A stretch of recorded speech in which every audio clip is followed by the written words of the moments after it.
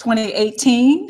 I want to go ahead and invite especially all my stars to bring in 2018 right, okay, with you in mind. Instead of thinking about the narcissist, think about yourself this time, okay? This is what I want to really, especially my stars, go ahead and suggest. Think about yourself this 2018 instead of the narcissist. And on that note, mwah, thank you, my stars, for joining me for this live stream. Thank you. All of you who are joining me for the first time, welcome to Luminousz Ztar. And why don't you join the Star family by hitting that subscription button below. Welcome to Luminousz Ztar. I'm going to be going over just a few things today or tonight, wherever you may be. Now, I just did a live stream recently when I was talking about taking some time out to grieve. Taking that time out for yourself is something that you can really do to give yourself the best gift ever. Again, that is to grieve. The narcissist or the cluster personality, they're not going to be thinking about that so much. They're going to be thinking about how much supply they can get as 2018 comes in. I mean, don't you think they've already taken enough from you already? So give yourself a great gift starting right now, going on into 2018. That is starting to grieve. Give yourself that gift. It's not as bad as it may sound. It's actually something that can help you to thrive forward. So I did a live stream, and we were talking about how you can start to go ahead and give yourself permission to grieve. And I also recommended a particular book. Now I'm going to go ahead and hold it up here. I don't know if you really can see it, but it's Terrifying Transferences. This is what the book is. Now, as you can see, it's kind of thick, right? But I'm already impressed with this book. The author is Lawrence H. Hedges. But anyway, I'm going to put it in the description box below. Again, Terrifying Transference is the book. It's really impressive. I've read some books already about this particular topic, but when it comes to dealing with narcissistic abuse and dealing with unhealthy relationships with cluster personalities and those who have a narcissistic personality, it's not your typical unhealthy relationship. So I always suggest to my stars to do their own research prior to joining or going to any support group. Okay, do that prior to even going to a counselor.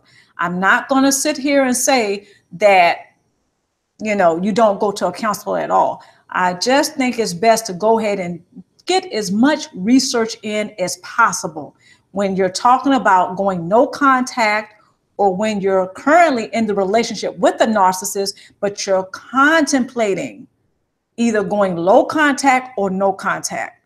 Okay, the research is a plus. It's a game changer. Okay, so I'm going to go ahead and go over a few things. The link is in the chat room. And also, I want you to take a look at the description box below when this video is uploaded. Okay, so I'm going to be talking about finding the purpose of the unhealthy relationship. So one of the best questions to ask this 2018 is, what is the purpose of the relationship with the narcissist or the cluster B personality? Actually, that is a great question. I found it to be a great question when you are in an unhealthy relationship, period. But since we're talking about the narcissist or the cluster B personality or the cluster B personality, I want to go ahead and send you out that rhetorical question. What is the purpose of the relationship with the cluster B personality or the narcissist? What's the purpose? Because what I have found, okay, is that every relationship has purpose. Yeah, sometimes it's painful, but a lot of relationships, there are hidden gems or jewels in that relationship. Once you answer that question, what is the purpose of the relationship? I can almost guarantee you're not going to have to repeat the painful scenario of having an unhealthy relationship with a narcissist or cluster B personality again. Why is that, you may ask? I'm glad you asked because you learn valuable lessons. Once you put that question out to the universe, you answer that question or the answer will come back to you, right? Once you see there are valuable lessons to be learned in a relationship, it'll become natural to you to ask that question. What is the purpose of this relationship? That goes with any of your relationships. But when it comes to the narcissist and the cluster B personality, this 2018, I want to encourage you to find the purpose of the relationship with the cluster B personality or the narcissist. Okay? Because once you find that answer, once you answer that question, you're not going to have to repeat that scenario. It's a very painful scenario. You're not going to have to repeat it because you've learned some valuable lessons. Mainly because you answered the question, what is the purpose of the relationship with a narcissist and or cluster B personality? All right, so I'm going to go over a few points, a few tools, and please mind the description box below after this video is uploaded. All right, here we go. I certainly hope everybody is doing great today or tonight, wherever you may be. And again, I want to encourage you to keep your overall well-being in mind. Now that 2018 is coming in, we want to do this right. Okay. Well, you know, in the previous stream, I was talking about how I'm going to be cooking. So right now I have my black eyed peas, right? And sometimes what I like to do is I like to soak my beans. So I actually have more than one type of bean that I'm going to be preparing. So I have my black beans. I have my black eyed peas. Okay. I wish you were here with me. I would serve you a plate. Okay. So, but anyway, we're going to go over this. So finding the purpose of the unhealthy relationship with a narcissist. All right, let's get started with the first point. But before we get to the points, I'm going to go over with you some topics of discussion. You are part of the dynamic in the unhealthy relationship. That's topic number one. Topic number two, becoming aware of signals that you send out. Topic number three, every relationship has purpose. All right, let's get on with the first point. Choosing to take responsibility for what and how one has contributed to his or her relationships, good or bad, is very challenging. Facing the self is not what many of us want to do, but if one lives long enough, he or she may find that in order to live life more abundantly, taking responsibility for one's own life is a must-do. Absolutely. Once we start to take responsibility for how we showed up in the relationship, for how and what we contributed to that relationship, really to other people in that relationship.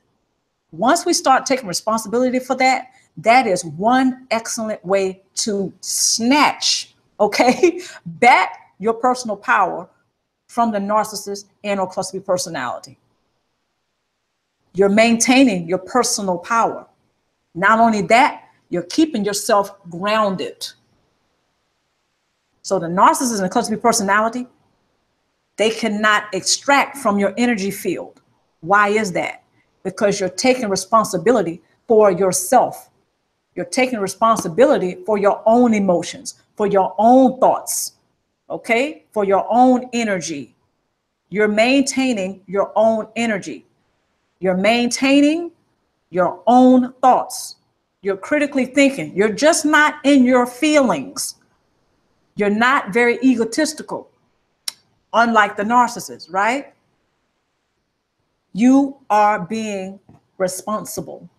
Once a person decides to be responsible instead of reactionary, the narcissist is left starving. So this holiday season, give the narcissist the best gift that you can give him or her, and that is the no access card to your energy field. See how they like that one, okay? They might like that one, but I don't think they're gonna like it too much. But let's just see how they like it. All right, so let's move forward. Every individual is a part of the dynamic of a relationship, regardless if that relationship is healthy or unhealthy. Every person, consciously or unconsciously, chooses to play his or her role within that dynamic or that relationship. Pause. So basically, when a person is choosing to play a dynamic or play a particular role in that dynamic, what he or she is doing may not be consciously. They may be playing a dysfunctional role. When it comes to the narcissist and cluster B personality, you already know that that relationship is unhealthy. Narcissists and cluster B personalities, they don't do healthy relationships at all. So when you're in a relationship with him or her, you may be unconsciously agreeing or complying to playing a dysfunctional role in that relationship. So it doesn't have to be conscious, but what is conscious is how you feel. See, you already know how you're feeling. You already know what's going on with you in that relationship. Sometimes we get a little distracted by all of the shenanigans and all of the sources, supply tactics that the narcissist and the cluster B personality has. Okay, we get a little distracted sometimes, but I want you to know something.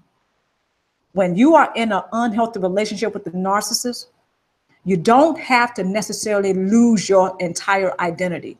You don't have to lose yourself in that relationship. But I want to forewarn everybody watching. One of the things that's happening is that the narcissist and the cluster B personality, they are feeding off of the energy field of everybody that they are involved with, because they are either a potential source of supply, which is a targeted prey, or they are a current source supply.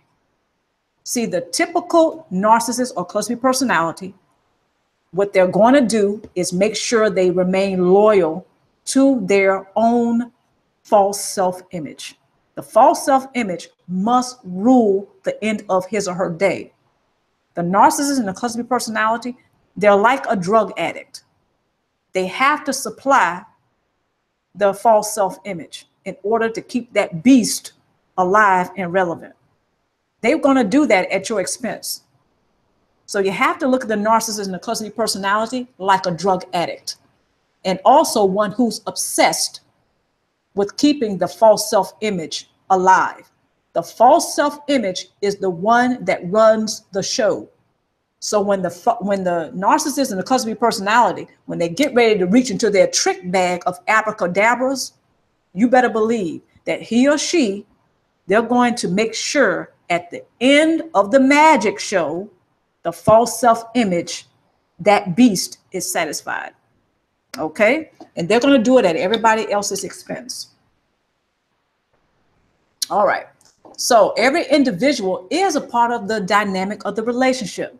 But again, he or she could unconsciously be led to, and this is by the narcissist, they can be led to comply or agree to play a dysfunctional role. Now, I'll get a little deeper into that in a second. But I just want everybody to know who's watching that every person, consciously or unconsciously, chooses to play his or her role in the dysfunctional relationship with a narcissist and or cluster B personality. Okay? Dysfunctional behavior is not acceptable or excusable in any relationship.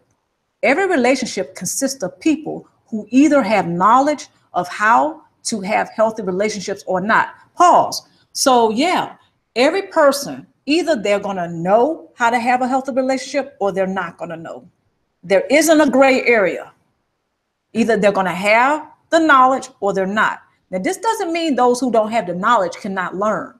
What this means is when it comes to the cluster B personality and the narcissist, it is best to know which side of the fence that person is on. Either they don't know how to have a healthy relationship or they do. There isn't a gray area. Now, we're not, we're human beings having a human experience. We're not perfect. Oh, hold up. All right, guys, I was going to fix myself some tea here. Okay. Now, I was saying how sometimes when the narcissist and the cluster B personality, we're in relationships with him or her, first of all, know the relationship is unhealthy. Okay. So when the person doesn't know how to have a healthy relationship, that means that he or she, they can learn. We're creatures of habit.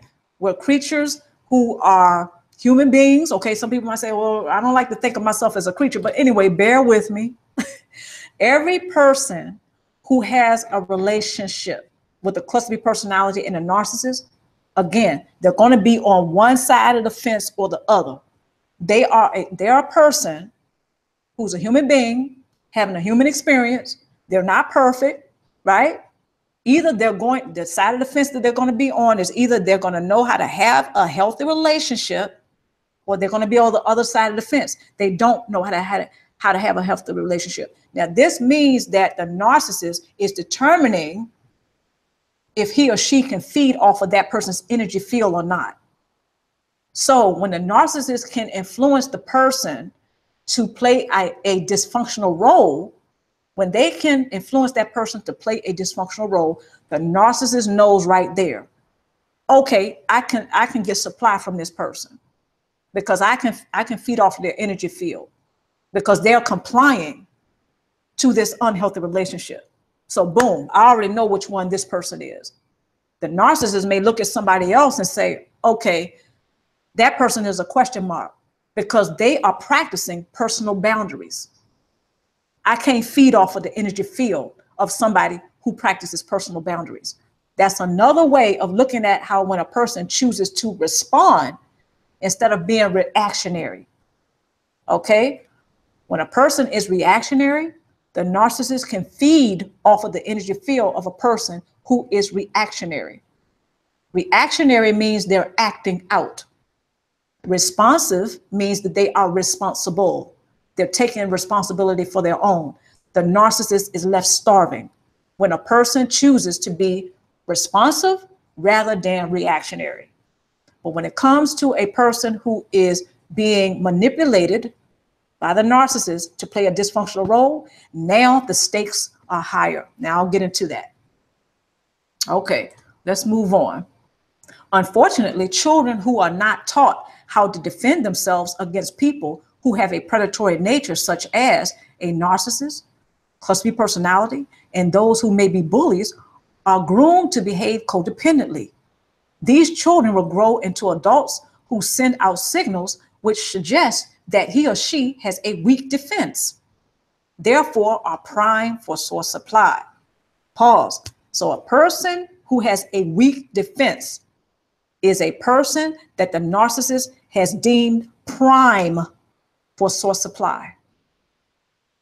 A person with a weak defense is a person who more than likely behaves codependently. This is a person who has a track record of placing everybody before his or her own needs. They place the cares, the needs, the desires of everybody before themselves. That's a person who behaves codependently. That person, more than likely, if you were to look into their childhood, you will see that they have been groomed, possibly by a narcissistic personality parent. They have been groomed to behave codependently. They have been groomed to sacrifice themselves, and in the process, place everybody before themselves. So the narcissist knows that person is prime for source supply versus somebody else who does practice personal boundaries. Not only do they practice personal boundaries, but they practice self-preservation. A person like that, the narcissist cannot feed or tack on to or tap into or extract from that person's energy field. They cannot do it because that person knows how to self-regulate. They know how to emotionally regulate, therefore sustain themselves. They know how to be okay in their own skin. They know how to be okay in the world. The narcissist doesn't know how to do that. The narcissist has to tap into the energy field of others, mainly, the source supply or the potential source supply, which is the targeted prey. They have to tap into the energy field of those individuals in order to get bigger and stronger energetically. The narcissist and the cluster B personality, they lack energy because they don't know how to emotionally regulate. Emotion is energy in motion. Okay, so whenever you get to express your emotions, see, everybody is vibrating. Everything is moving. Everything is vibrating. We're all comprised of energy. So when you express your emotions, energy and motion, the narcissist is right there to grab it and feed. And to be just a little bit more explicit, all right, I'm gonna take a little risk here. When you express your emotions, the narcissist is right there to feed, but it's like they can grab your emotions because, again, we're vibrating energy and motion. We are all comprised of energy. So when we express, the narcissist exploits. Okay, so we express, the narcissist exploits. So when you start to feel and express your emotions, whether it's anger, whether it's sadness, whatever that emotion is, the narcissist is right there and they will grab that emotion. And it's like they take it and they extract from your energy field. And it's like they take a needle and a syringe and they inject it into themselves, just like a drug addict. This will help their energy to boost up. This is often why the narcissist and the cluster B personality, after they have goaded you into an argument, that's why they feel better, because they have gotten you to be reactionary. A person who's reactionary, they are acting out. Since we are comprised of energy, in a sense, our emotions is energy and motion, the narcissist can feed. Okay, so they tap into that energy field and they extract what they want and they inject it into themselves. So their false self-image gets bigger and stronger. So they can have more energy. This is often why they feel better after they know they have affected you in some sort of way where you become reactionary. All right, so let's move on. I think that's all I wanted to say about that. I got into how when a child is sometimes groomed to behave codependently, usually it's a narcissist or a cluster B personality that does that. Okay, now some children have one parent that's a narcissist or a person who has a narcissistic personality, and the other parent is a parent who behaves codependently. That makes for more than likely a dysfunctional environment in that household. A lot of mixed messages. Okay, so that child or those children, they will be receiving a lot of mixed messages, because here is, let's just say, mom is the one who behaves codependently, while the father is the one who has a narcissistic personality. Now, this is possible, by the way. All right, well, you can have one parent who's a narcissistic personality, and the other parent who has the tendency to behave codependently. I don't like to call people codependents. I usually like to say they behave codependently. But anyway, a child is being groomed to either behave codependently or to develop a cluster B personality.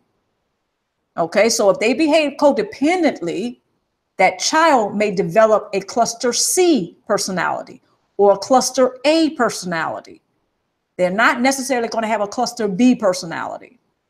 So when that child is in a hostile environment, or those children are in a hostile environment like that, they're learning a lot of destructive behaviors and dysfunctional behaviors.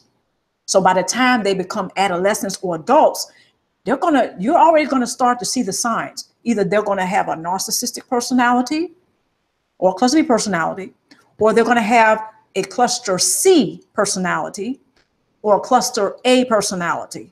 Okay, either way, the child will be affected because they're a part of that environment.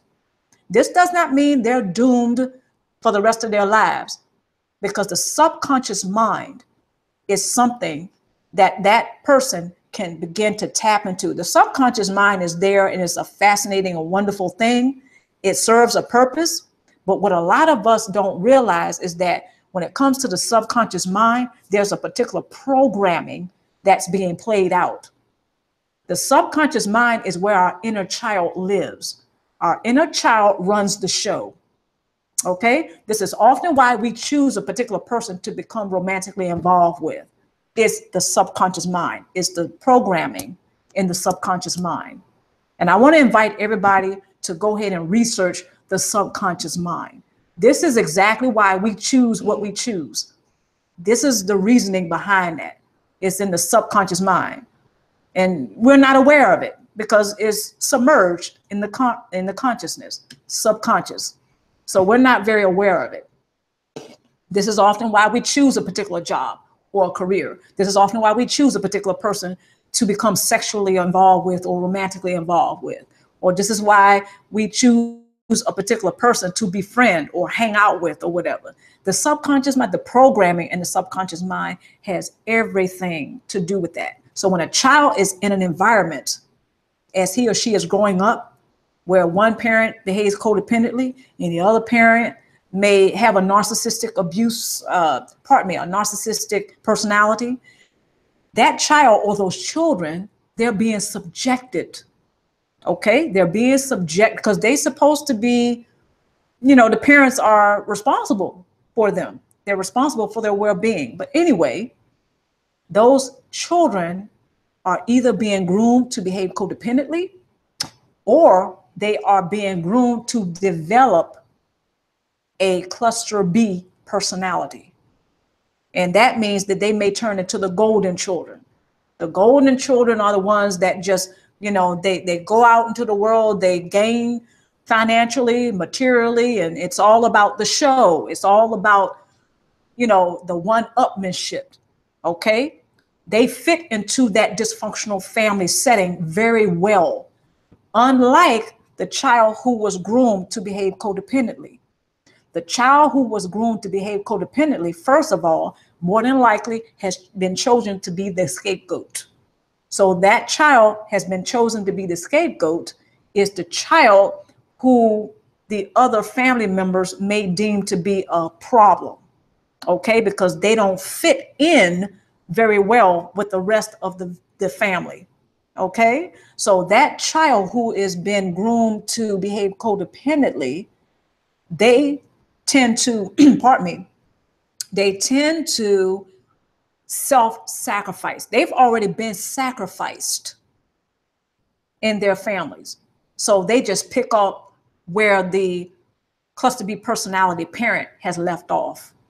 Because it's mainly the cluster B personality parent that grooms that child into behaving codependently, or having that child or grooming the child to develop a cluster B personality.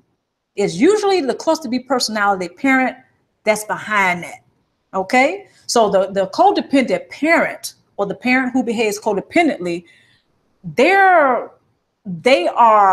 a part of that, but because they're the partner of the cluster B personality. So they are they're co-signing that, if you will. They may not be out front and doing all the work, but they are co-signing the grooming process. Let's not make a mistake about that. But anyway, children who grow into adults who send out particular signals, they're going to be sending out those signals unconsciously. So these children will grow into adults who send out signals who suggest that he or she has a weak defense, therefore are prime for source supply. So the narcissist and the cluster B personality, when they go out and they scope and they scout for source supply, they're looking for those signals. And all of us, since we're human beings having this human experience, we have certain signals we give out. And a lot of the times it's unconscious. Because again, I mentioned the subconscious mind. So we're unconscious to a lot of things that we may do, or the reasoning behind it. However, when it comes to the narcissist and cluster B personality, he or she has a predatory nature. So when they're out scoping for supply, their antennas are up, okay? They're looking for certain signals from, number one, potential source supply, which is the targeted prey. They're also keeping their eye on current source supply. I know this sounds like a lot, but we're talking about the cluster B personality and the narcissist here. They by nature are predators. I know that kind of sounds icky. Okay. What I'm saying here is, due to research, it has been proven that those with a cluster B personality and those with a narcissistic personality, they have a behavior issue. Okay. They have a personality disorder. They tend to operate from a primal animalistic state. We all have it. Okay. We all have that state, whereas is more basic and primal. The narcissist and the cluster B personality tends to operate from that state. They tend to operate from fear, not love. The narcissist and the cluster B personality, they have made a vow not to love anybody. They have made a vow to detach from the aspect of themselves that will ensure or enable him or her to feel empathy for others. He or she doesn't feel empathy for others.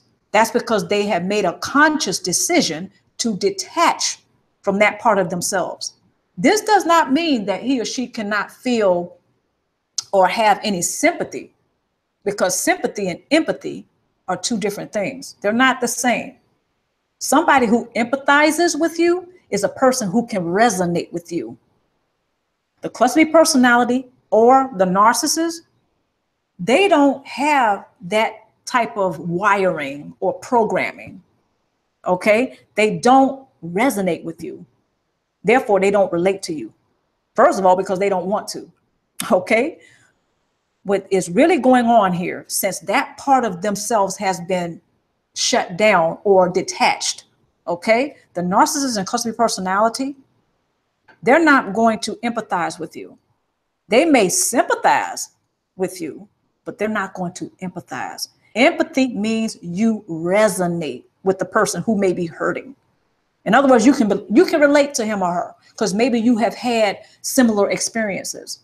The narcissist or the cluster B personality, they don't have that. They may sympathize with you, and that doesn't take them having to resonate with you. When we sympathize with others, we don't necessarily have to know what they went through personally. Somebody, for instance, somebody may share with me they had recently lost their husband or their spouse. They have lost their wife or their husband. Me personally, I don't know what that's like, yet I can sympathize with that person. Now, if I had lost a spouse and a person shared with me that they lost their spouse, then I would empathize, not just sympathize. I would empathize with him or her. Why? Because I went through the same thing they did. So I can relate. I resonate with that person. The narcissist and cluster B personality, they don't do that with anybody. They don't empathize with anyone, not even another narcissist, if you can believe that or not.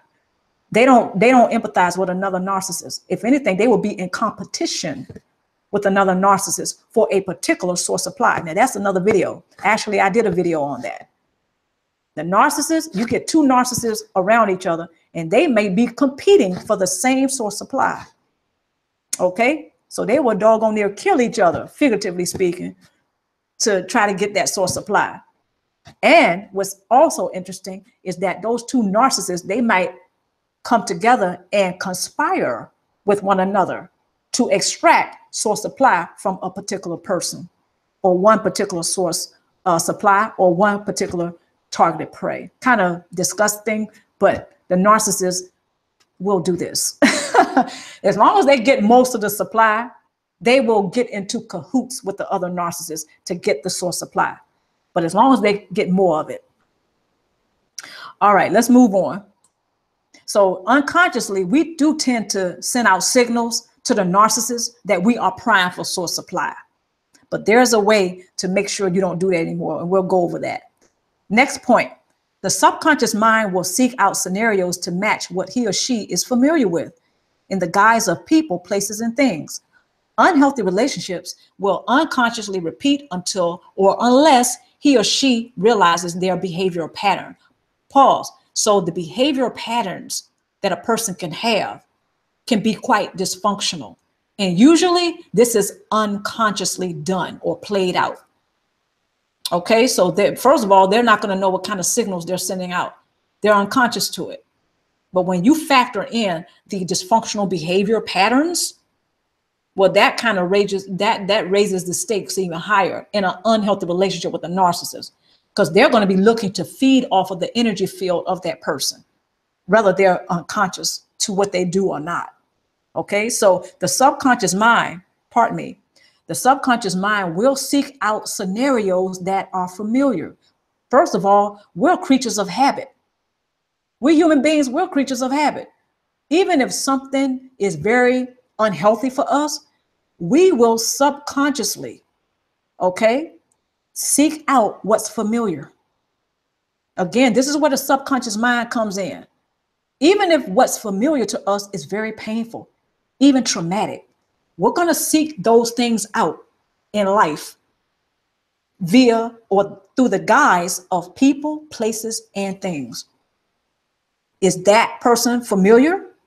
Is that place familiar? Is that thing familiar? If so, we're going to thumbs it up, even if it's very traumatic, even if it's painful for us, because we're creatures of habit. Okay? This is how the subconscious mind, again, has that programming. And you can go back to the childhood. If that child was groomed by the cluster B personality parent to behave codependently, he or she more than likely will find the narcissist attractive romantically. Okay? And the narcissist will find that person who behaves codependently very attractive, because they can feed off of the energy field of the person who behaves codependently. And again, because they're primed for source supply. Okay? They're primed for source supply. So the narcissist is going to move in. But again, the subconscious mind will seek out scenarios that are very familiar via the guise of people, places, and things, even if it is traumatic and painful.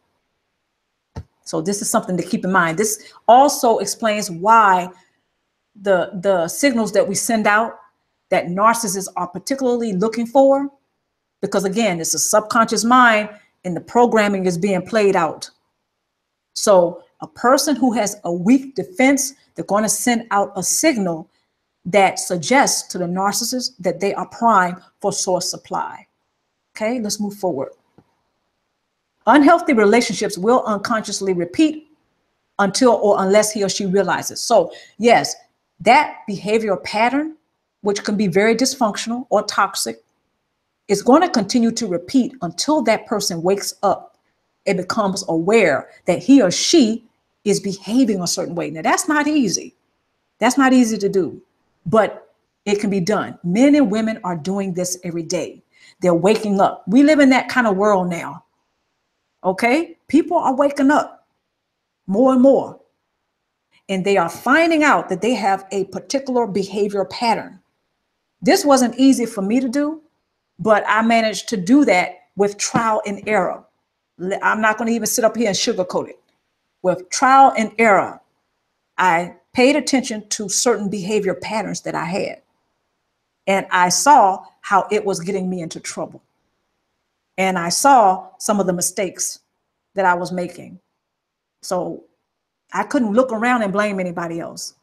Okay? So when we have those certain signals that are going out to the world, again, a person who has a predatory nature like the narcissist, they're going to be looking for that, and they're going to zero in on it, and they're going to size you up very quickly, and they're going to determine very quickly. They don't have time to waste.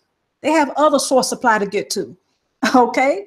They're going to size up the scenario. They're going to size you up very quickly. They're going to determine whether or not they're going to devalue you or they're going to keep you around for source supply.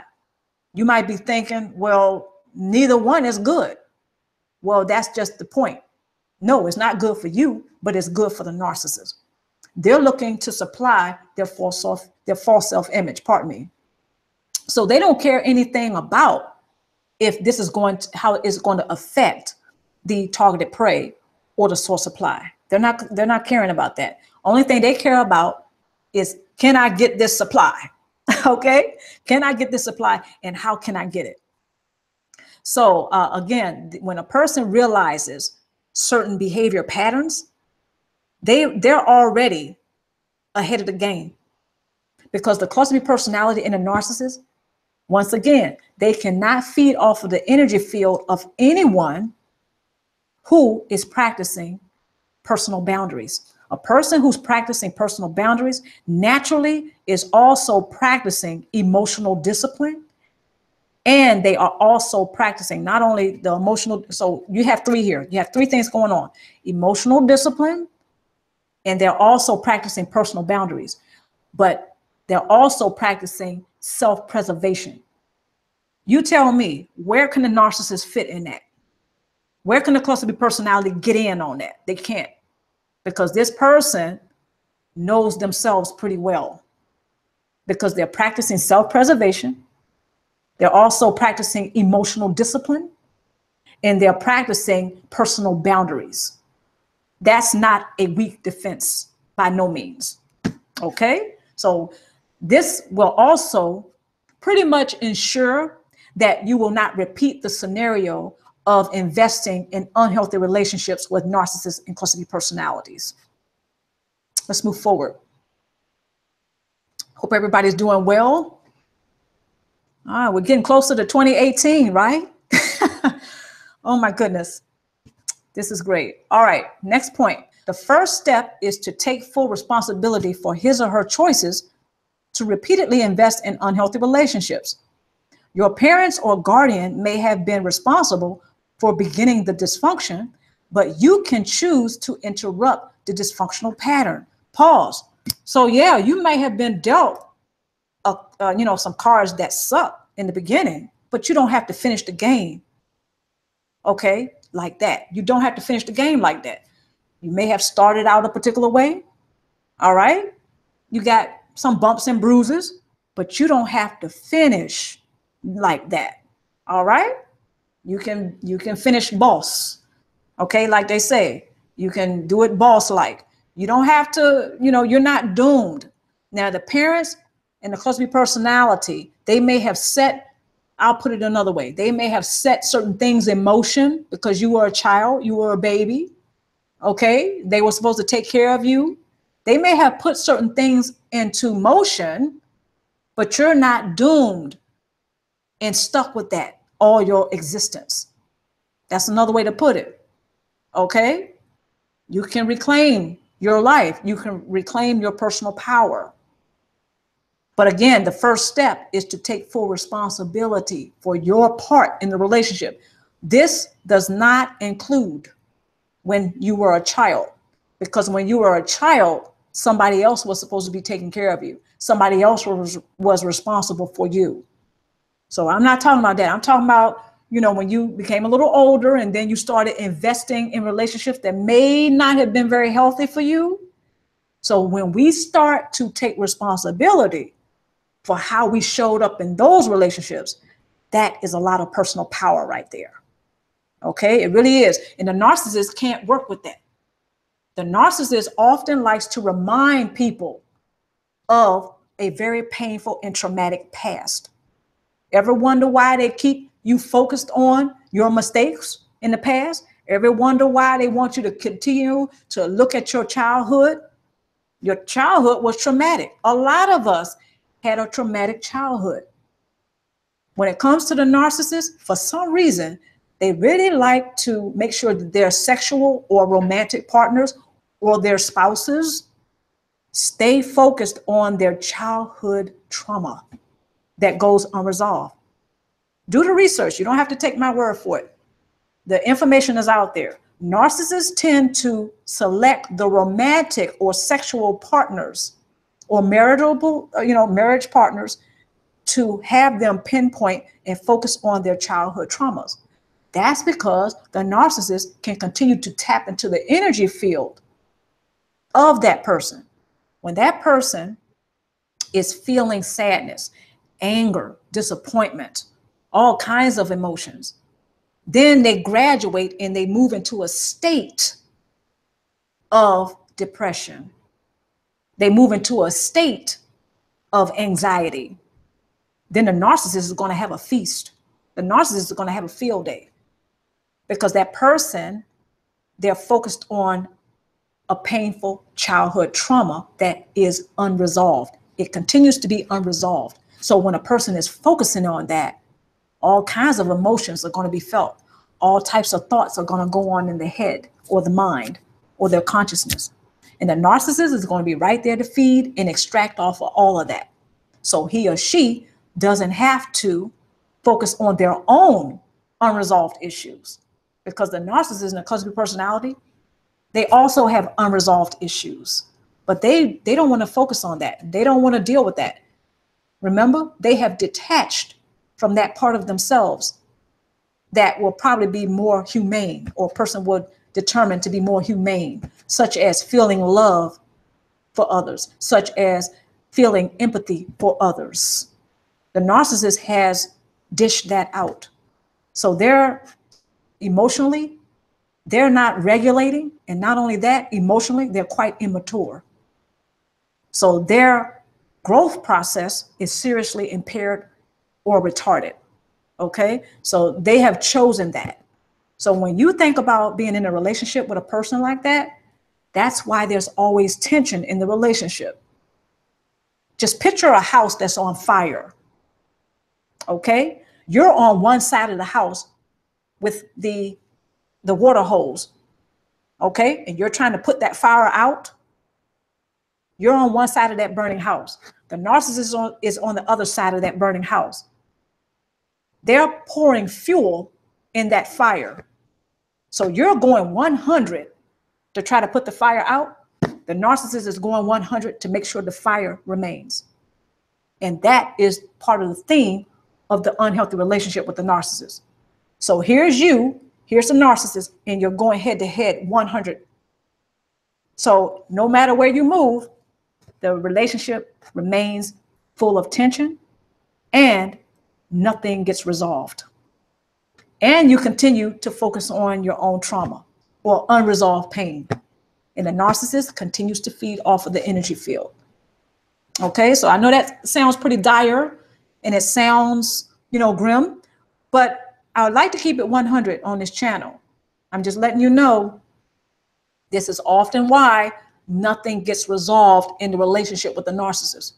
This is often why he or she does not take responsibility for their part in the relationship. Okay, this goes from family relationships to marriages, to friendships, business partnerships, whatever type of ship you can think of. The narcissist does not take responsibility for his or her contribution to that relationship, and they do not take responsibility for how they contributed to that relationship. Okay, so they don't care how they delivered. They don't care what they delivered. All they care about is getting that source supply. Okay, so you can absolutely choose to interrupt the dysfunctional pattern. But when you choose to interrupt that dysfunctional pattern, first, you have to realize that there's a particular dysfunctional pattern. Okay, so when we choose to take responsibility for our part in the relationships that we have, that is very powerful. Everybody is not going to share the same values. Everybody is not going to perceive the relationship the same way. This is often why when we take a poll and we look at a household that we can say is a dysfunctional family, and there's dysfunctional behavior patterns going on within that dynamic or within that household. Okay, you have a family there. There's the mom, there's the dad, or there's the parents, there's the guardians, right? And then you have the children. Let's just say there's 5 children in the household. This is often why, even though the environment of that household where there's dysfunctional patterns running amok, right? each one of those children will perceive that dysfunctional family differently. No 2 children, no 3 children, none of the children will perceive that experience the same. This is often why sometimes when you get certain siblings that speak to one another and they talk about their experiences in that household that they grew up in, it's never the same. It's never the same, because each individual is unique, and also because each individual more than likely was treated differently by the cluster B personality parent. And that was intentional, by the way. This way, so when the siblings, if they should come together and they want to speak on it, there's going to be confusion. The narcissist and the cluster B personality set it up that way, so he or she can continue to be supplied. Where there is dysfunction, the narcissist and the cluster B personality will be supplied. Where there's chaos, so on and so on. Where there's shenanigans, where there's drama, all of that, dysfunction, drama, chaos, shenanigans, just everything that you can think of that makes a relationship unhealthy. The narcissist and the cluster B personality can be well supplied in that environment. If it's people who are practicing personal boundaries, self-preservation, and emotional discipline, the narcissist will be left starving. They cannot feed off of anyone's energy field in that household if those things are practiced. This may sound like this will only be in a perfect world. No, there's a lot of families. They are going to have conflicts. There is not one family on this planet. There is no relationship on this planet that doesn't have conflicts. So when we learn how to have conflict resolution, or we learn how to come together to resolve the conflicts, this helps us to grow together. When there's the narcissist and the cluster B personality, when they're a part of that dynamic, first of all, they're not going to invest in a healthy relationship, because they cannot eat, they cannot feed, they cannot keep their false self-image alive. So when a narcissist and a cluster B personality is a part of any relationship dynamic, he or she is going to stir the pot. They're going to make sure that there's the shenanigans. They're going to make sure that there's the chaos and the drama, because they cannot eat otherwise. They have to feed off of something, right? So the narcissist and the cluster B personality, this is often why they do not do personal boundaries, and they don't tolerate personal boundaries. They certainly don't respect anybody's personal boundaries. The narcissist and cluster B personality, the only way they can thrive and survive, really survive, okay, because they're predatory in nature. A predator has to survive. So the narcissist or cluster B personality, they thrive on chaos. They got to have it. Okay, so that's how they are like a vampire. Now I'm going to have a video coming up this Thursday, which talks about the vampirism of narcissists. Now they drink your tears, by the way. The narcissist and cluster B personality, they have to have chaos. They have to have the shenanigans. Because when you factor all that in, just think about what type of emotions you feel. Not going to be very pleasant. So the narcissist and or cluster B personality, they drink the tears of all of their source supply. They have to. That's the only way they're going to survive. That's the only way that beast called the false self-image is going to survive. Okay, so the narcissist and cluster B personality, they have to have you focus on your unresolved childhood trauma or your unresolved painful issues, whatever they may be. They have to have you focus on that. So that way you send out certain signals, okay, they know that you're primed for source supply, and you continue to have a weak defense. Okay, so as soon as you have a strong defense, or when you build up your defense and it's stronger, this is when the narcissist and cluster, this is what's very interesting. This is when the narcissist and cluster B personality will begin to back away. or it depends on what type of individual they are. They're going to get the flying monkeys. They're going to send in the flying monkeys. They're going to get their enablers, and they're going to send them to you. So that way they can chip at your defense. So if you're building up, your defense is getting stronger and stronger, the narcissist and custody personality, they will send in their flying monkeys and their enablers to chip away at your defense. Okay, so let's move on. By becoming more mindful and aware of behavior and thought patterns, one can begin to practice improving emotional regulation, personal boundaries, and self-preservation. Taking responsibility for one's own choices can prove to be a game changer. Absolutely. So once a person, like I mentioned, once they start to study themselves, once they start to look at their own behavior patterns, the narcissist loses. And that person can say, this is a game changer. Okay, so what we don't want to do is get into a game that the narcissist has designed, because it is rigged and set up for you to lose, no matter what you do. So the best way to deal with that is to get up and walk away from the game, period. Play another game. Okay, play another game where you have a better chance of winning. When it comes to the narcissist and custody personality, you're not going to win, because the game was designed for and rigged for you to lose, no matter what you do. Okay, you don't even have to show them all your hands.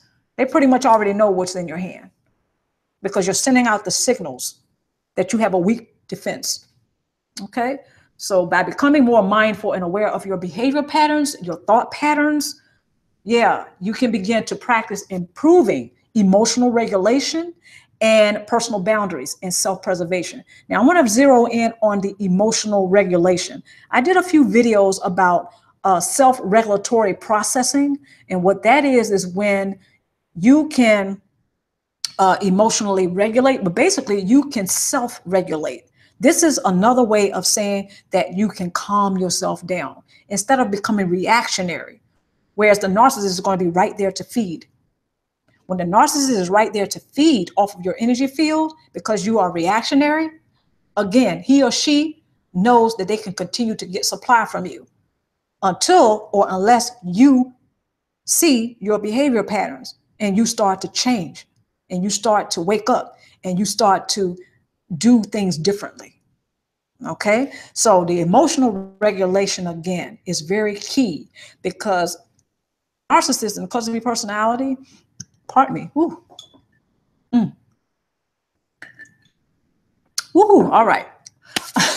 Okay, so when the narcissist and the custody personality is not emotionally regulating, and they're not because they don't know how, what they are doing is they're trying to get their targeted prey or the current sources of supply, because usually they have more than one source of supply. What they like to do is they like to keep those individuals off balance. They like to keep them off balance by emotional manipulation. In other words, they tug at the heart. Okay, they try to get you to feel guilty. They try to corner you into caring for them because you feel guilty if you defend yourself against them. The narcissist and the custody personality, they will use emotional manipulation to keep you emotionally off balance. However, a person who emotionally regulates, they're not going to have that issue because they're balancing. They're playing a balancing act. Okay, so they're practicing self-preservation and emotional discipline. And not only that, they're practicing personal boundaries. You can put all of that up under the or inside the container of emotional regulation. Emotional regulation is another way of saying that you are being mindful or you're practicing mindfulness. Okay, and another way to put that is that you are maintaining your own energy field, because we're all comprised of energy. So you're maintaining, you have enough of your own energy. In other words, you don't have, unlike the narcissist, you don't have to go out and feed off of the energy fields of others. You don't have to do that. So emotional regulation is key. That moves right on into practicing mindfulness. When you practice mindfulness, it's going to become natural to you to practice self-preservation, personal boundaries, and emotional discipline. Okay? All right. So taking responsibility for one's own choices can prove to be a game changer. The narcissist, imagine this. The narcissist is trying to argue you down. The narcissist cannot argue anyone down who has already admitted that they have made certain mistakes, that they've made maybe some poor choices, because they're taking responsibility for themselves. They're taking full responsibility for how they showed up in the relationship and what they complied to. What did they agree to? Such as the narcissist having all of these unrealistic expectations. Did you comply to that? Did you agree to that? Own it. Say, yeah, I made that mistake. The narcissist cannot feed from you when you do that. They cannot break you down that way, because you're dealing with yourself. You're doing the shadow work. That's another video I recently did. You're doing the shadow work. Shadow work is when you have chosen to face yourself, look at yourself, the good, the bad, the ugly. And after all of that, you embrace yourself 100%. You love yourself 100%.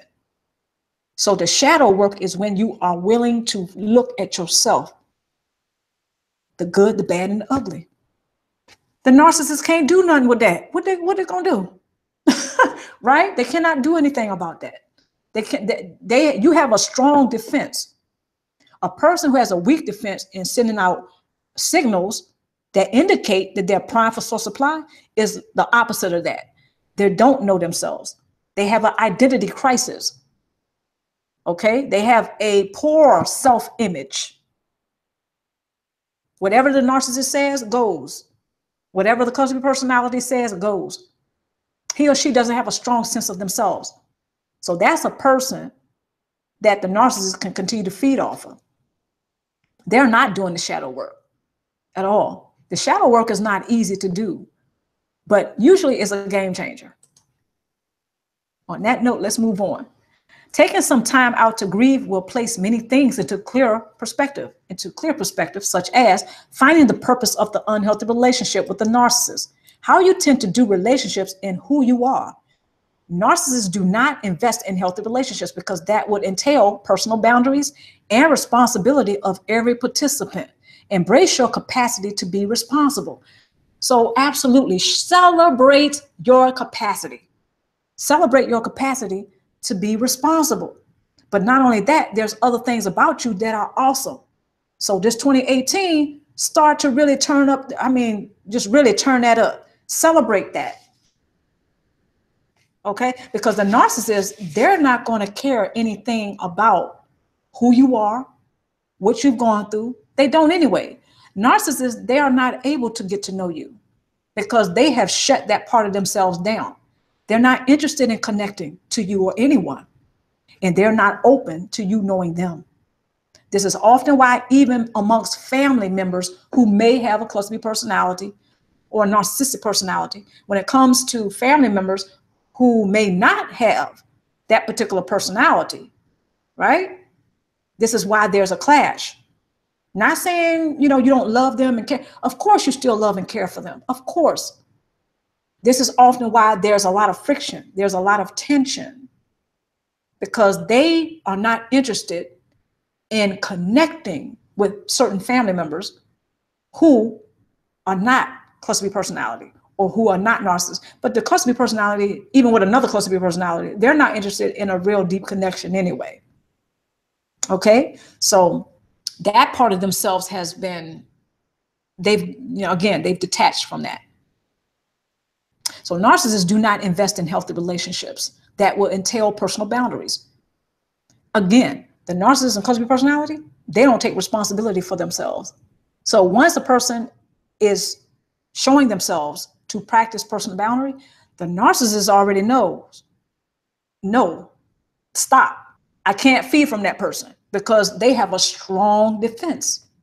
They have a strong defense, and they're sending out that signal that says, you can't feed from me because I am practicing personal boundaries. I'm practicing emotional discipline. Okay, these things are not easy, but they're proven to be a game changer. The narcissist and the cosmic personality, they don't do any of these things. This is also why they are overly dependent on others, but they don't want you to know that. Okay, they're overly dependent. So they're on the opposite side of the same spectrum called codependency. The narcissist is on the other side of the same spectrum called codependency. Okay, so they're overly, narcissists and cosmic personalities, they're overly dependent on other people. What do you call somebody who goes around and they try to extract energy and they extract other things from people around him or her so they can feel better, so they can function in the world?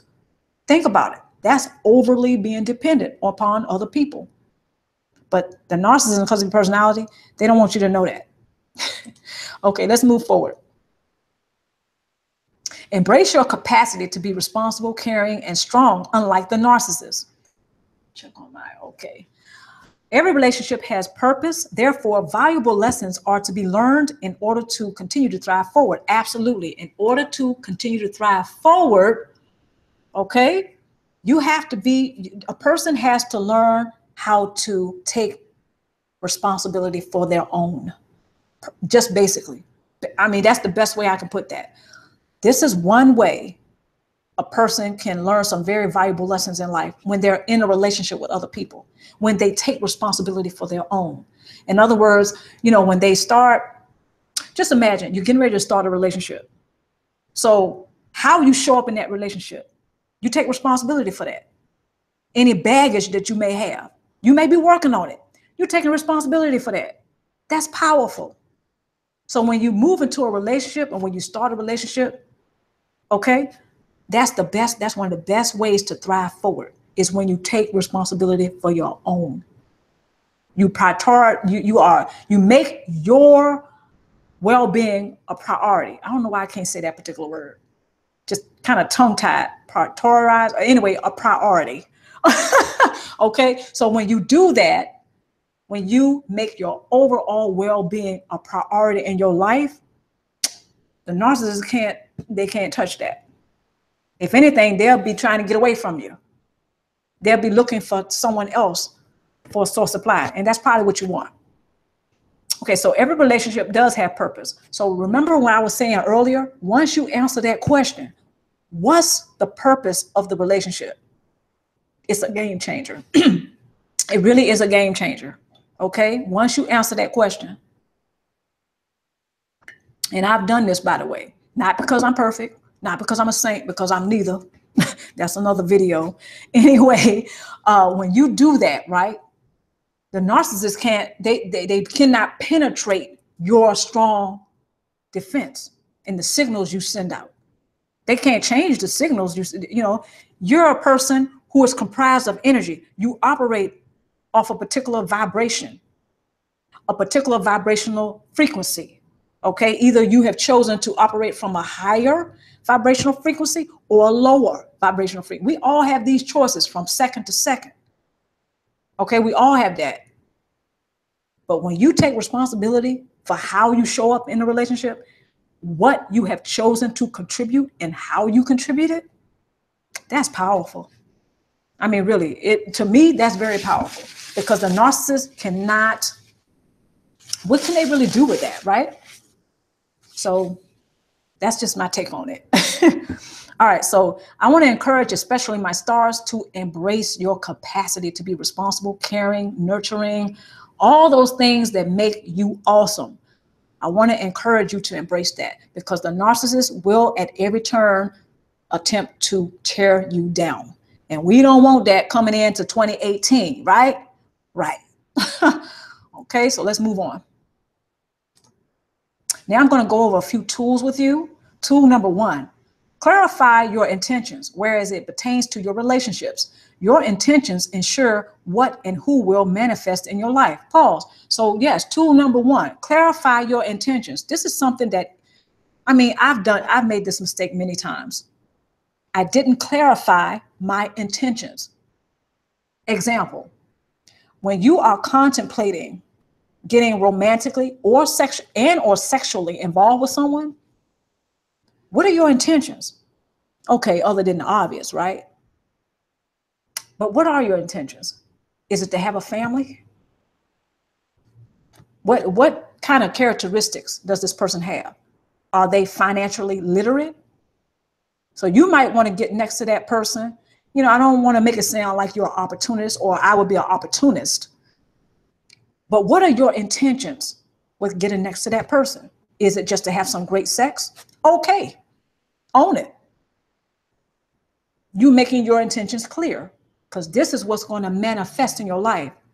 When we don't have clear intentions, what is unpleasant and what's painful, even traumatic, is what tends to manifest in our lives. Think about that. Because even if you don't make your intentions clear, it's going to manifest in your life. So this is also why it's very important to make those intentions very clear. You know, for instance, you can say, well, I'll get next to this person because, or I want to get next to this person because he or she is the type of person I like. They have all the things I like. Okay. It's not just the looks. I like their look, but they tend to be a very decent person. I've had conversations with them in the past. They tend to be a very decent person. I like.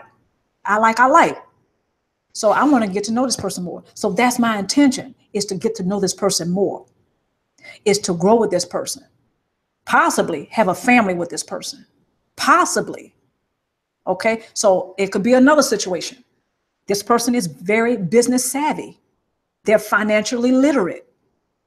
I'd like to have a relationship with this person so I can become financially literate.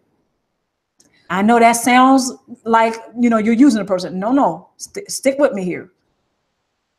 What you are doing is you are making your intentions clear. Now, I didn't say that those intentions have to be necessarily moral or what people find moral. We're talking about you here, your life, your values. Okay. What are your intentions? Make them clear. So that way you're not getting a surprise. So what manifests in your life, and it manifests like you expected it to. Okay, so make the intentions very clear, whatever they may be. Your intentions ensure what and who will manifest in your life. Absolutely. So when you make your intentions clear, the type of individuals that can maybe bring that into your life will come up. They will manifest in your life, as opposed to another narcissist or a cluster B personality. So when you don't have clear intentions, a narcissist and a cluster B personality, that's why they usually show up in your life, because you don't have clear intentions. The narcissist and the cluster B personality, remember, they absolutely survive off of chaos. So unclarified intentions is chaotic. It's not structured. It doesn't reflect balance. So, that's another way of looking at that. So the narcissist and cluster B personality, they often come around people when they are down on their luck, or when they have just suffered a loss, or when they are depressed, or when they feel like the world is an unsafe place, or the world is a bad place. This is when the narcissist tends to pop up in people's lives. Okay. Even if it's a family member, that's when they tend to come around, when things are not going so well for you, or when things are not so good for you and you're sad and depressed and all these things. This way they can feed off of that energy field. Because if you are in that state, then your energy field is not at its best. The energy field exists, but it's not at its best. There's the weak signals, there's the weak defense, and there are the signals that show the narcissist that you are primed for source supply. When a person's energy field is not up to par, there's a signal that goes out, and that means that they have a weak defense. Next tool, Research the subconscious mind and how it functions. Now, I was talking about that earlier, the subconscious mind. Okay, so research the subconscious mind and how it functions. The subconscious mind serves a purpose. It's not to be, tossed aside, even though a lot of us do toss it aside. But the subconscious mind is very valuable. It has a purpose. Okay, so as long as we study that and we research and we know a little bit about the subconscious mind and how it works, we already have a one-up on the narcissist right there. Research, next tool, research shadow work. Okay, so I was talking about the shadow work. So do a little research on that. Do not disregard your experiences of the unhealthy relationship with narcissists. Absolutely don't disregard that. The narcissist and maybe particular other people who don't resonate with what you've gone through, they don't value the same things you do. Not saying because maybe you're different, you're too different from them, or you're better than them, or I'm too different from them, or I'm better than them. That's not what I'm saying. What I'm saying is when you disregard your own experiences in life, then that's just another way that you are sacrificing yourself to those who have a predatory nature. Okay, so you are not regarding your own values. That's another way of putting that. So don't disregard your experiences. Some people will not resonate with you because they don't get what you've gone through. Number one, maybe because they haven't gone through it. Number two is because they haven't experienced it or gone through it. And not only that, they don't care. They just don't care. Hate to put it like that, but that could be it. But don't disregard your own experiences. You know if you've gone through, you know what you have learned in life, and you see how far you've come. Celebrate that. And on that note, 2018 is a little bit closer, right? It's a little bit closer to us. So get ready to celebrate that. That's another thing you can celebrate, how far you've come. You know what you've gone through. And not only that, I want to encourage, especially my stars, to focus in on the lives you've touched. The narcissist and the cousin personality, they want you to focus on your mistakes. They want you to focus on those things about yourself that maybe you don't like. But when you do the shadow work, you have a strong defense. When you do the shadow work, they can't penetrate. They can't penetrate that. They can't penetrate your energy field. And why is that? Because you know the mistakes you've made and you own it. That's part of the shadow work. A person who knows his or herself, good, bad, ugly, and they still are 100 about it. Yeah. What is the narcissist going to do with that? Nothing. Let's move on. Take steps to envision your life without the narcissist. Your purpose-filled life has nothing to do with the narcissist unless you say otherwise. So if you say that the narcissist has something to do with your life, then they do. It's your life. So if you defend and honor it without apology, that's another way of reclaiming your personal power. That's another way of maintaining yourself, your own energy, because you are regulating emotionally. You're self-regulating. You're practicing that. I mean, I'm not perfect. I'm not a saint, but I bet you what? I'm not here by accident. Okay, so this means that you are embracing yourself wholeheartedly. The good, the bad, the ugly, the mistakes, the poor choices. Yeah, you may have a few bumps, bruises, scars, but you're here and you're getting ready to celebrate 2018. How about that? Okay, so the narcissist, they can't penetrate somebody's energy field who takes the time out to do the shadow work, to know themselves, to take full responsibility for how they show up in the world, for how they do relationships. They can't. What are they going to do? They have to go elsewhere and look for a source supply. Okay. All right. So let's move on. Okay. Critical questions. First question. What is or was the purpose of the unhealthy relationship with the narcissist? Okay. So we've gone over that already. Let's move on to the next question. What and how do you choose to contribute to the narcissist's life and why? So what and how do you choose to contribute to the narcissist's life if you maintain the relationship, because some of us choose to stay in the relationship with the cluster personality and the narcissist, and I am the last person that can judge.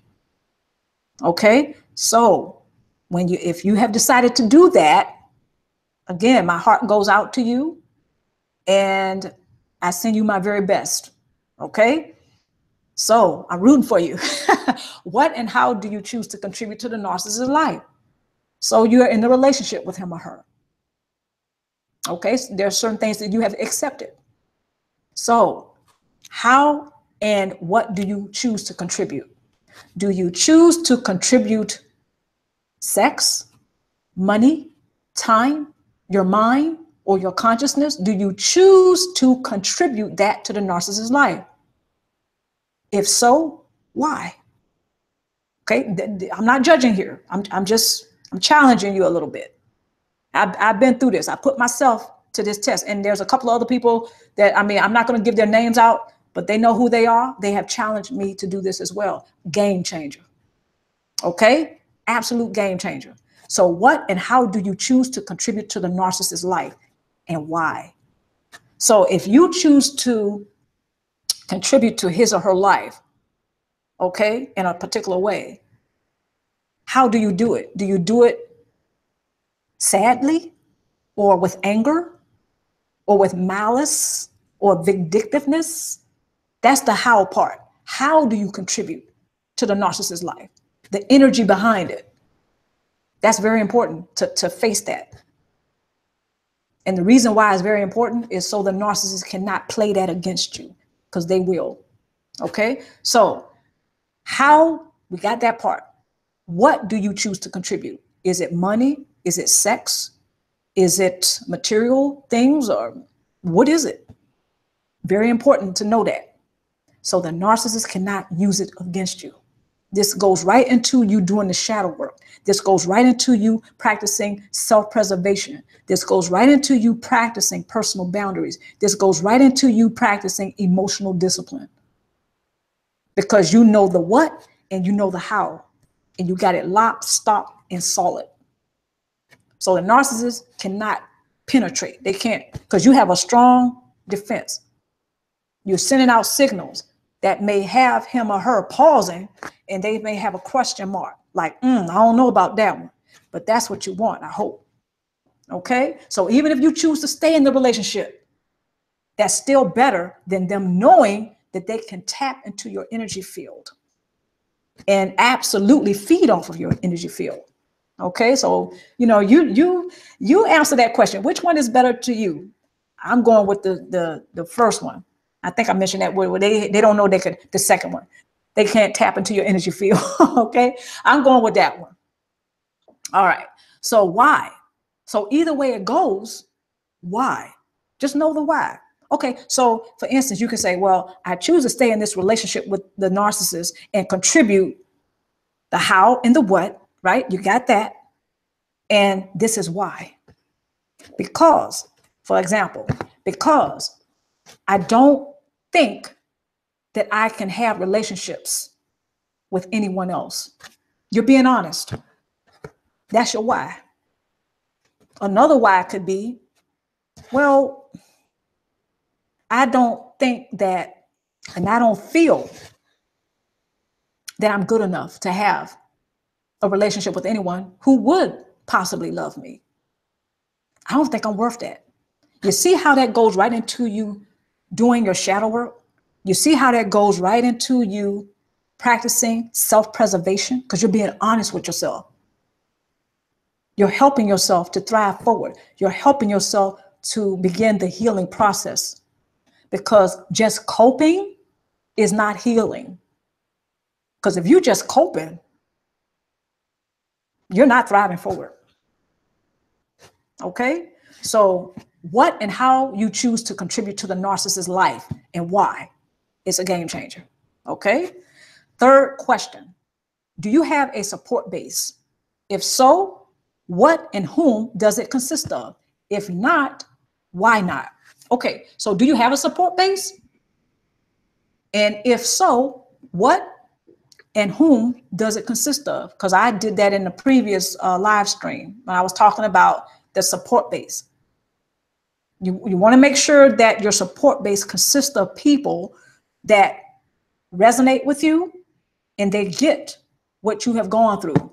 Narcissistic abuse and narcissistic relationships are not your typical unhealthy relationships. There are typical unhealthy relationships. In other words, what determines that relationship to be unhealthy? There's typical things that are signals there. But when it comes to the unhealthy relationship with the narcissist and cluster B personality, now we're talking about a different ball game. It is not your typical unhealthy relationship. Okay, so since that is the case, then why don't you have a support base? Why do you have a support base? And why don't you? So if you do have a support base, make sure it consists of people who understand that complex dynamic of an unhealthy relationship with the cluster B personality and a narcissist. It's a different beast. It's a different ball game. And not all healthcare professionals get it. A lot of good people in the healthcare profession, but not all of them get that particular dynamic. They don't get it. They don't resonate with it. So they probably will not be able to support you very effectively. Now, there's a lot of mentors, life coaches, okay? Even people who are ministers or who are clergymen or clergywomen, they do get it because personally, they've gone through it. But now they may be a minister. They may be, again, they're of the cloth. They're a clergy person. So, or they're in the clergy. So they get it or they resonate with you and they can support you because they had some personal experiences. So that's the person you may want to have in your support. Another person that you may want to have in your support base is a life coach and a mentor who also have some personal experience with having a narcissist or cluster B personality in his or her life. And they've thrived it. They've overcome. Okay, so that's a person that can support you. Another person, well, no, we've done that. Okay, let's move on, right? Okay, so a person that can also, pardon me, the person who would not be a great support to you is, of course, a person who doesn't resonate, whether they are a mental health care professional or not. If they don't relate, if they don't know anything about narcissistic abuse, I would advise, or I want to suggest to you, not seriously considering them to be a part of your support base, because that can probably do you more harm than good. You want to make sure that you have a support base that is effective. And as you grow, that support base expands. Okay, because that's part of your growth. That support base should be growing with you. It should be expanding. Okay, I hope that makes sense, but let's move on. So again, and I ask, if you have a support base, why do you? If you don't have a support base, why don't you? And consider consider whom and what will consist of your support base. After all, you're going to be navigating your support base. You're going to be navigating it. Okay, this on you. And not only that, the narcissist will try to bust holes all in your support base if they know that this is what you're trying to do. This is also why, and I have read many testimonies. Some of you have emailed me. Some of you have reached out to me and let me know that this is why you chose, this is one of the reasons why you chose to go no contact, because you went through the low contact and you found that that didn't work. So you went no contact, okay? And you saw the difference. The contrast was there. You saw that difference. And it's like, wait a minute, okay, so now that I'm no contact, I can work my support base a lot better. There are certain people and things manifesting in my life that absolutely support me in my efforts to thrive forward. Big difference. And, you know, they have testified when they were low contact, that wasn't the case. The narcissist was always sending in the flying monkeys and their enablers to try to break that person's strong defense down. That's what the narcissist does. Okay. All right, let's move on. Last question. Are you still making the mistake of holding the narcissist accountable for their dysfunctional behavior while pursuing him or her for validation? So are you still doing that? I know I made that mistake. Woke me up. So I don't make that mistake now. Not because I'm perfect or a saint. No. Far from it. Again, that's another video. But anyway, no. So if you are still looking and pursuing the narcissist to validate you, or you're looking for the validation and you're pursuing him or her for the apology or the explanation, it's not going to happen. Narcissists and cosmic personalities, they don't do that. They don't do the apology unless it's going to supply them. Okay? They don't sincerely offer explanation for their behavior, for what the choices they made, whether they were poor or not. The narcissist thinks he or she has no problem. They don't think, you know, they think they're perfect. So when you come to them and you know, confront them and whoop-de-whoop-de-whoop, they're looking at you like you have 2 or 3 heads. Like, no, you have the problem. You do that. You go somewhere and handle that because I'm good. Okay, so this is what the narcissist does. So they're not going to be a great source of support for you. Okay, and not only that, but he or she, they're not going to validate you. Because, I mean, this is a rhetorical question. When did the narcissist ever validate you? When did they ever validate you? Some of you probably have some memories and say, okay, yeah, a couple of times or whatever. But really, overall, if you had to grade the performance of the narcissist from whenever it was you knew them until present day, would you give them an A or F, or would it be somewhere in between? So are you still making the mistake? And yeah, I'm calling that out, the mistake of pursuing the narcissist, intercosmic personality, for validation or an apology or even an explanation, because they're not going to provide it to you. Not sincerely. They may play with your head. They may play with your heart a little bit to make you think they're going to do it. But no, again, this is set up for them to get source supply. If they apologize, it's because they're setting it up for them to get the bigger fish, the source supply. And some of you do have memories of approaching or pursuing the narcissist and cosmic personality, only to find that he or she, yeah, they did not, or they rubbed it in your face, or they rubbed it in. And that left you feeling some kind of way. And it probably wasn't good. And another thing that can happen is that the narcissist and the cosmic personality, when they do this, the other person can be left traumatized. That's another layer of trauma. Okay, because some people have they have symptoms of complex PTSD, not just PTSD or post-traumatic stress disorder. I usually like to say post-traumatic stress injury. Okay, so complex or not, the cluster B personality and the narcissist, what they will do sometimes is they will set it up as if they are validating you or they are apologizing to you, and they're not doing any such thing. They are setting it up to whereas they're going to get more supply from you. When they get more supply from you, then you're left feeling some kind of way. And this has added on another layer of trauma for some people. Okay, so it depends on the circumstances and it depends on the situation. But are you still making the mistake of holding the narcissist accountable? The narcissist and cosmic personality, they're not going to hold themselves accountable or be responsible for whatever they do, or whether it's that relationship with you or anyone else's. They don't do that.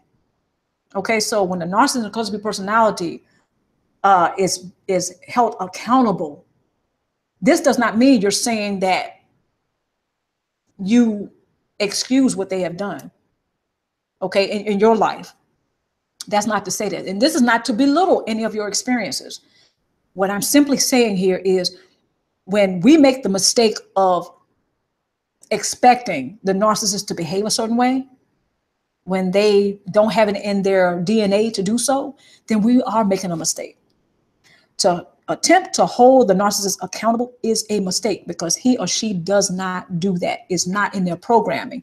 They're not wired that way. It's not in their DNA. This does not mean that they are getting off the hook or they're getting away with it. No, this is not what I'm saying. What I'm saying is when you put your time and your effort and your energy into pursuing them and holding them accountable, you're wasting your time and your energy only to be set up possibly to be hurt again. So try not to make that mistake. All right. Well, take it from a person who's made that mistake. So I certainly hope everyone, that concludes the slide presentation, and you can find it in the chat room. You can find the link to that in chat. You can also find the link to this presentation in the description box below after I post the video. Okay.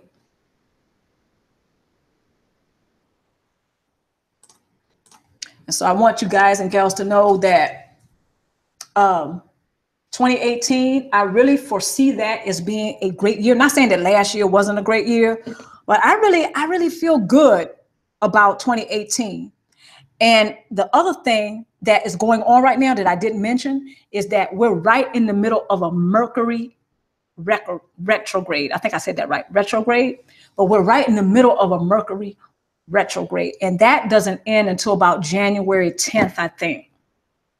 And what happens in the Mercury retrograde is that there's a lot of missed opportunities for connection.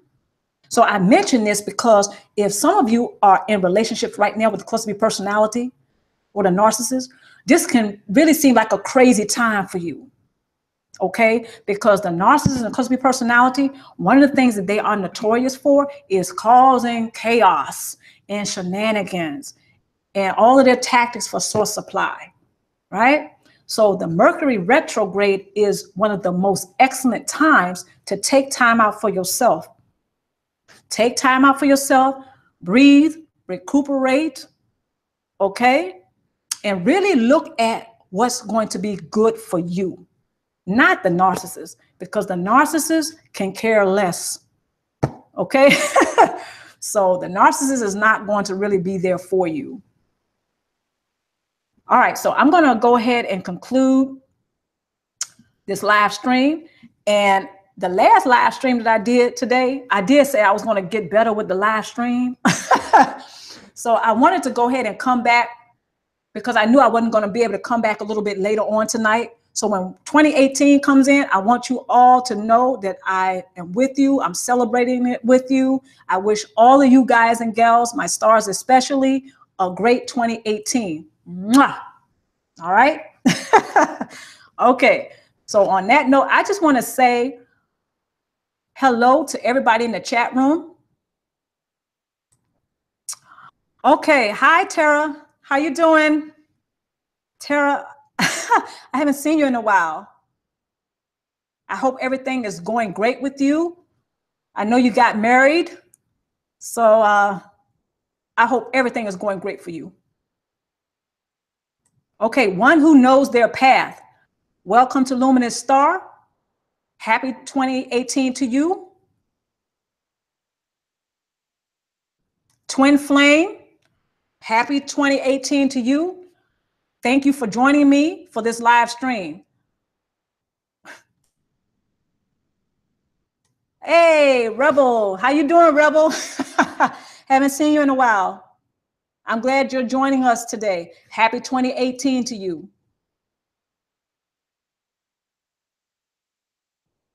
Hi, Zoe Coleman. Welcome to Luminousz Ztar. Happy 2018 to you.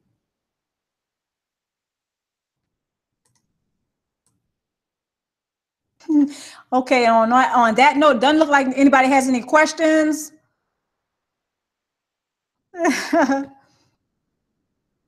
So I'm going to start cooking now, for real. because I can't let it get too late. I got to start cooking. I actually started yesterday, but all right. So to everybody, happy 2018. Stay tuned for more videos this Thursday, next Sunday. New videos every Thursday, every Sunday. Okay. And this 2018, I'm going to try to do better with the live streams. Okay. And I'm going to try to have some new stuff for you guys. But that's another video. I'll make that announcement later. In the meantime, I wish everybody happy 2018 and stay tuned for more videos. Mwah.